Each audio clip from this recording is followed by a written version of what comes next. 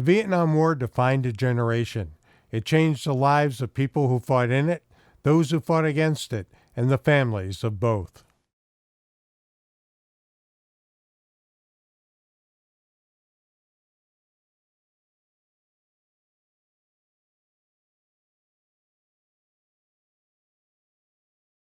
Funding for Prairie Memories, The Vietnam War Years, is provided by the following and by the members of Prairie Public. My name is Robert L. Carlson. I live in Jamestown, North Dakota.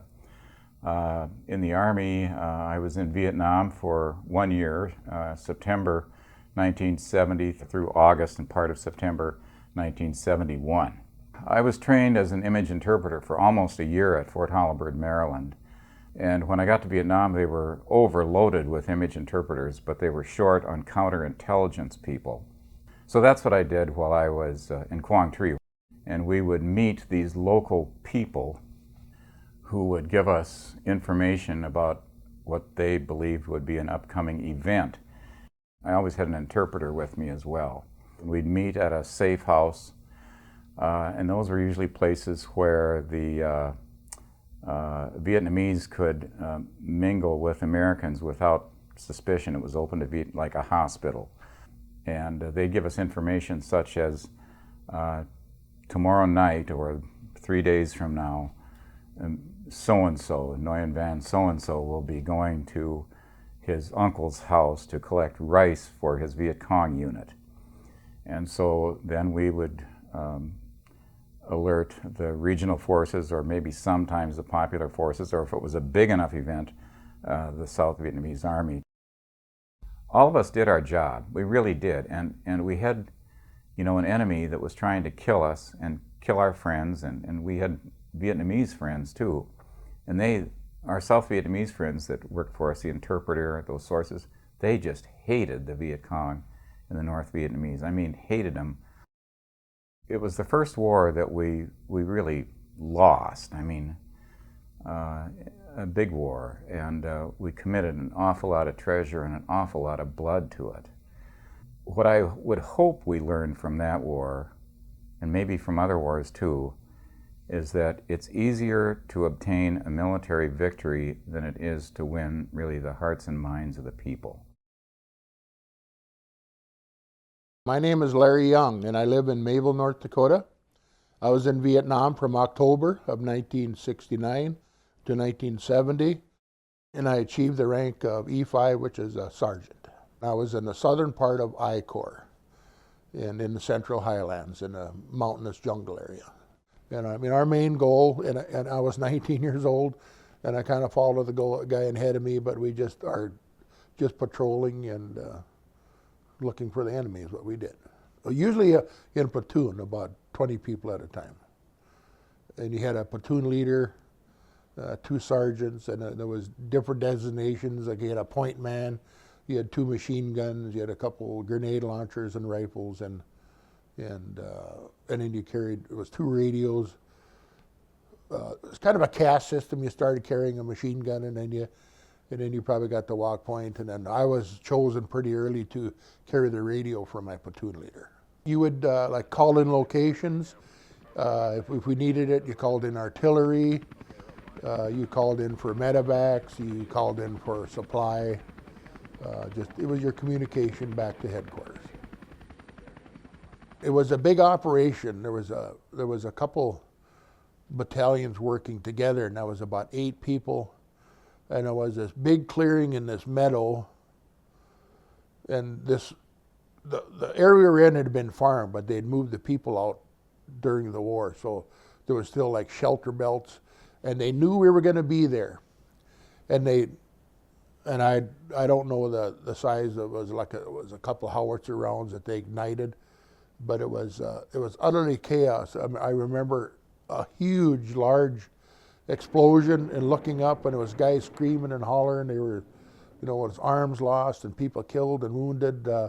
We started, set up immediate emergency defensive things and calling in the medevac helicopters. And it was a whole helicopter full of backpacks that people that they just threw them on there that were wounded or dead. It was just a tremendous amount, and I can't remember the exact number, but it was a bad deal. My most admired people in Vietnam were the helicopter pilots. It's unbelievable what the Huey helicopter did. And there's 58,400 people on the wall in Vietnam, and if it wasn't for the Huey helicopter, that'd easily be doubled. My name is Dorothy Hyai, and I live in Fargo, North Dakota now. And I worked in Vietnam from September 1966 until about March of 1968. When I was in Vietnam, I was a home economics extension advisor. My job was mentoring these Vietnamese home agents. And because there was war going on, they were sort of hesitant to go out in the villages.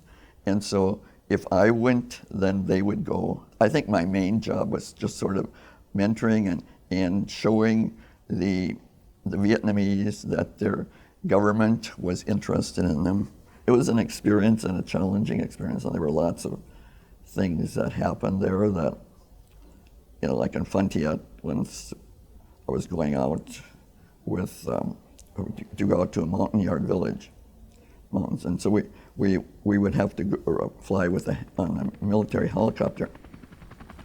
The home agent and myself, and so when we got to get on the helicopter, it was full, so we had to sit on the outside. So I sat on one side, and she sat on the other, where the gunners normally would sit.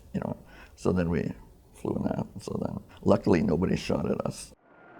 I was there during the Tet Offensive, and so I was in Nha Trang then. I was recording, making a recording to send to my family that night. There were a lot of fireworks, and so then all at once I realized about midnight that those were not fireworks. And so there were mortars that were coming in. So the next morning there were 2 dead Viet Cong in front of our apartment building. And after Tet, they told us civilians that we could carry a gun. And I said, what? Why would I carry a gun? If I carry a gun, they're going to shoot me. I think that the situation after Tet, the situation was not good.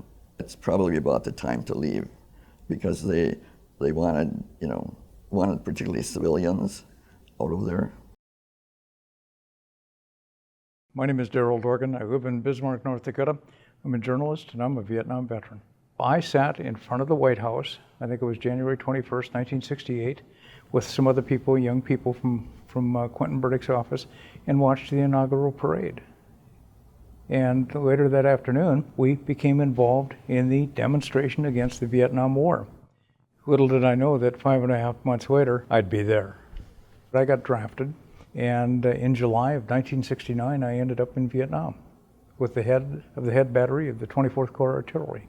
We got sprayed a lot with a chemical called Agent Orange. Agent Orange is something that is a fascinating topic. I have a bit of a problem with it. Many other Vietnam veterans do. It's nothing that they can cure. You had no idea what was happening when it was happening to you. You would have planes come over about 150 feet spraying this defoliant. You just sat there and it would kind of rain on you. But I suspect the problem is much more widespread than anyone has ever admitted. A lot of people are paying a heavy medical price for what happened there. At the time, what you were trying to do is just make it till tomorrow, make it till next month. From the time you got to Vietnam, you wrote in your helmet 364 and a wake up, because you only had to do 365 days and you'd get rotated out.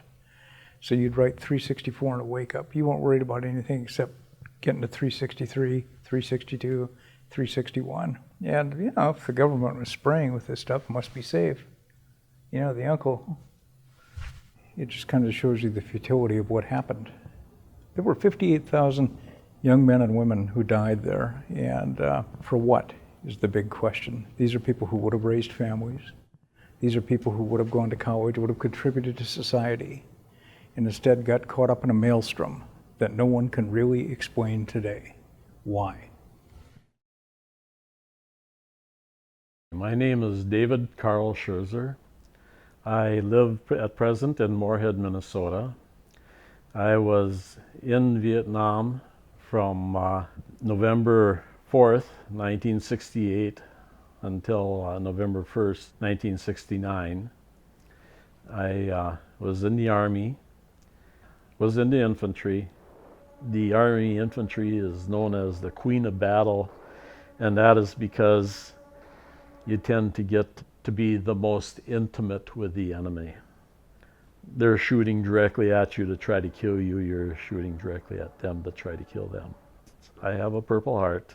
I was shot in the shoulder, almost killed, and they sent me to a hospital in Japan, and I was over there for a couple of months, and they stapled me back together and sent me back to Vietnam again. Anytime you got into any kind of engagement with the enemy, you knew that there was a very great possibility you could die. For quite a few years, the 4th of July was really hard for me. You know, your dog acts, you know, a firecracker goes off and they go run, hide under the bed kind of thing. Well, I'd be belly down to the floor, and you know, all of a sudden I'd be on the floor just like that, and it took me years to get over that. 4th of July was pretty hard, and I still went to see fireworks and all that, but still, when fireworks go off, my heart rate goes up a little bit. One thing about being in combat is it is so intense. I have more memories of that 1 year in Vietnam than I have of any other decade in my life. My name is Bill Henderson, and I'm from Lisbon, North Dakota. And my service in Vietnam was during the years 1970 to 71, and I was a staff sergeant, E6. I had attended Ranger School and Non-Commissioned Officer School prior to being sent over. The experience of the infantry soldier is much different than the soldier who was in a compound in the rear. The story that I tell my family sometimes, which I don't say a whole lot, but the story of what it's like in the monsoons when you're soaking wet, it's cold, temperature drops 55, 60 degrees, you're wet all day, all night. Immersion foot occurs. You gotta change your socks every day. You never take your boots off other than change socks. If you don't do that, you can take your thumb and push the skin away, and you got no skin on your feet. And if you don't have skin on your feet, you can't walk. You're wearing leggings to keep the leeches from crawling up into our groin area. The leeches were all over. We're talking about the mountains, wet, canopy, very little sunshine under the canopy, but you break into the open, there were leeches all the time. Sleeping on the ground, you get used to that. When it rains, you just put a poncho over you. The fear, but you get used to that too. You make sure you get enough sleep, because you could fall asleep on guard, and that always trumps fear, being tired. My position as platoon sergeant was to make sure that everybody was set up properly on a perimeter. They had their guard rotation set up, and the men performed admirably all the time. Good American boys wanted to go home. My name is Benny Paulson. I live in western North Dakota in Richardton. I ranch with my dad, Dennis Paulson, who is also a Vietnam vet. So my dad was drafted into the Army, like a lot of other fellows, after the Tet Offensive in 1968, I believe. He was around 18 or 19 years old. Went to the boot camp and went to Vietnam in 1969. I think he ended up turning 21 in Vietnam. He was a private and then eventually a sergeant in the Army. So he was involved with typical infantry and then was promoted to fire base. He saw a lot of action and the worst kind of action.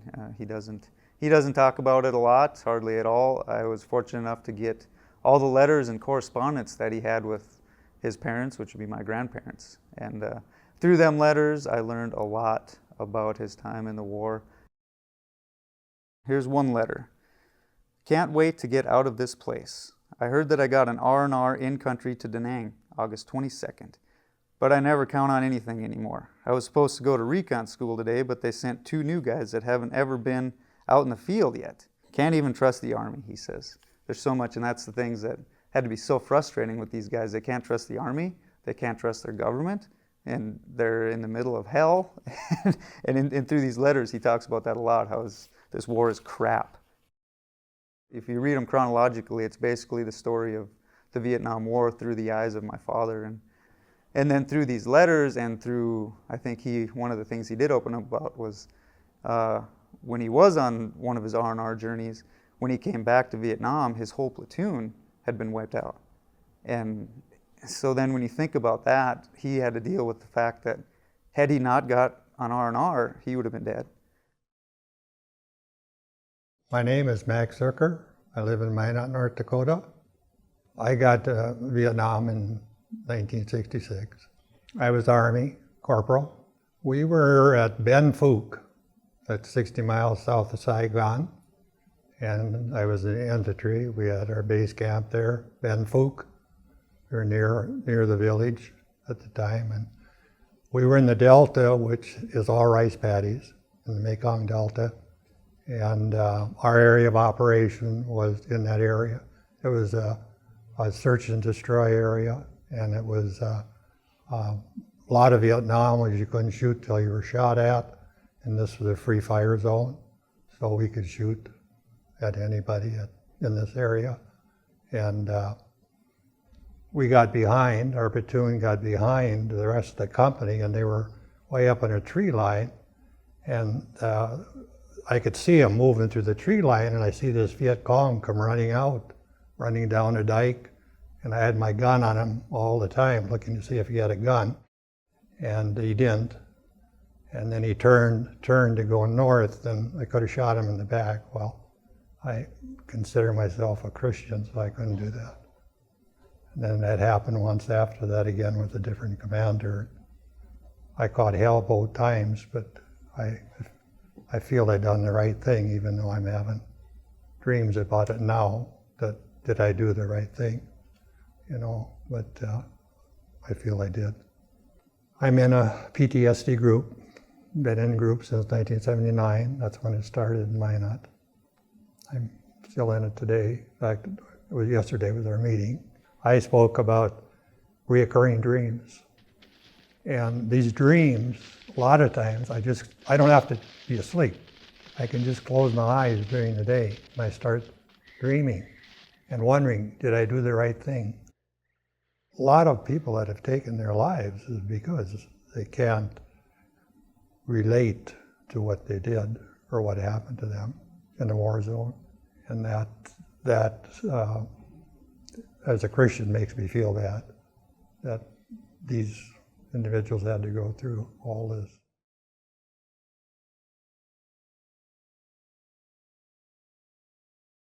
I'm Lillian Crook, and I live in Bismarck, North Dakota. My dad was in the United States Army from World War II forward through the Vietnam War, and my husband was in the United States Navy in the time of the Vietnam War. Well, I was a military child, and therefore we followed my father to his various postings, and we lived in Okinawa for about 3 years. My mother, when we were arriving, I remember she said this to her children, remember, this is their country. And she was very much about us respecting that we were in another culture, in another country, and that we learn as much as we could about it. And I would observe the comings and goings of other military people who were in Vietnam and passing through Okinawa at the time. We were in Vietnam in a support role. My father was in radar. His assignment was the radar support units in Okinawa. So he was attached very frequently to Air Force installations in radar support roles, even though he was in the United States Army. Later, my husband was in the Navy in 1970 and 71 in Vietnam. He was in for a few more years than that. And the United States Navy trained my husband, Jim Fugly, in photography. He was on the aircraft carrier, the USS Oriskany. So his role on the aircraft carrier was to take film of the activities and develop film of the operations over Vietnam. My father, he was a drill sergeant once we came back to Fort Bliss, Texas. So he was training the young men who were going over there, and many of whom were not coming home. My mother was very dismayed by the protests and took it very hard when servicemen would come back and be treated without respect. I am Bernie McKigney, and I live in South Moorhead, Minnesota. And I was drafted in 1968, and I was in Vietnam right before Christmas of 1968. And I went to the field right around the last end of January 1969. And I was wounded in action around the 14th of February 1969. As near as I can remember, it was I was taking a couple steps back through a little river or rice paddy, and it was the same place we had crossed earlier, and I blacked out. I just blacked out. So that's always been a question in my in my head. What hit us?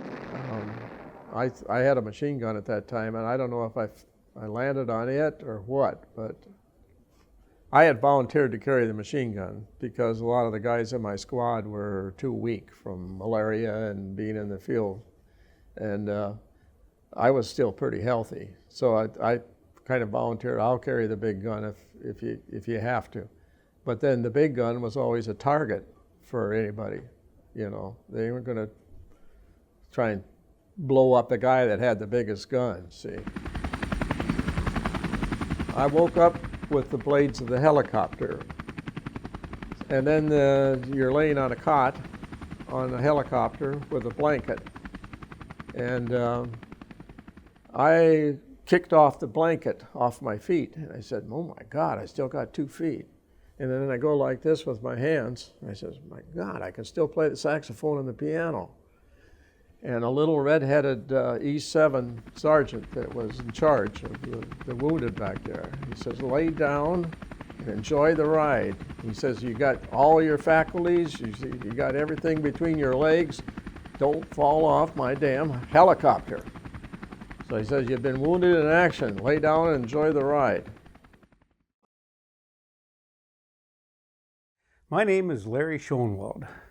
I live south of Sawyer, North Dakota, out in the country. I was in the Army. I was in Vietnam from October of 1971 till October of 1972. If I could define Vietnam in one word, it would be scared. Because you spend your life scared. Well, I started out as a helicopter mechanic. We went out to get one, and there was rice paddies and jungle and a village, and there was a helicopter laying upside down in this ravine, and it was a friend of mine's helicopter, and when we went out to get it, the pilot couldn't land, and we hovered above the elephant grass, and we threw our bag of stuff out, and I kind of watched to see how far it was down, and it disappeared, so I jumped out after it, and my friend jumped out, and the pilot left, and pretty soon we had that helicopter rigged up, and I came in with a Chinook and pulled it out of there, and I was kind of scared that time. There was a lot of villagers watching us, and a lot of people real close that somebody shot it down, you know. After I was home about a week or so, I thought, I better get back there because that's where I fit in. I don't fit here. And I found when I talk about stuff with friends and family, they get scared. It's hard. I pack it all away in little boxes in my head and worked, raised family, everything's fine, you know, and retired, and the boxes flew open. Man.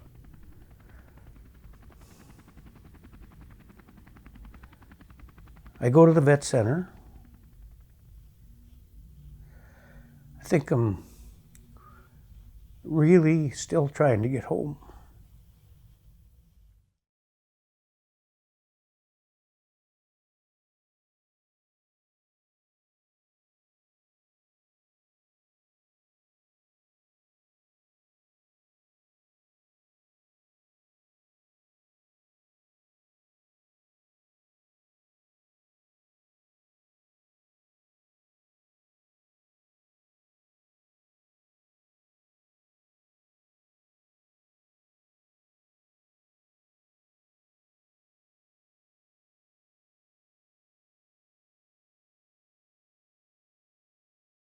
Funding for Prairie Memories, the Vietnam War Years, is provided by the following, and by the members of Prairie Public.